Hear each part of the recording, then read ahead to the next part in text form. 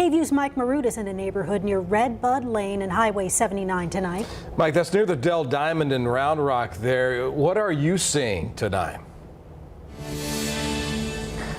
Well, Brian and Quita, like you just heard from Darrenisha, it's kind of a black hole in this neighborhood. You can see that there's not a whole lot of light. The only lights that you can see are from car headlights and flashlights of the neighbors. And there's a lot of damage to see in this neighborhood as well. Take a walk with me.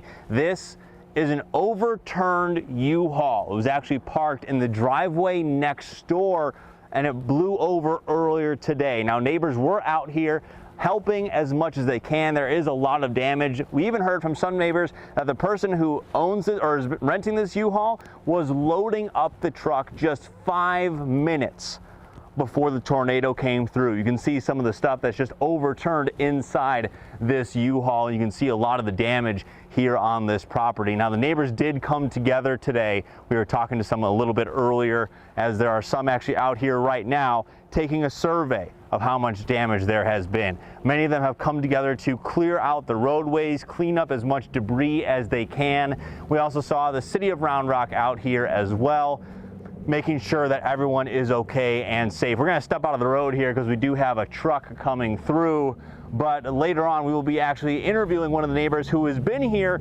since the neighborhood was built 22 years ago.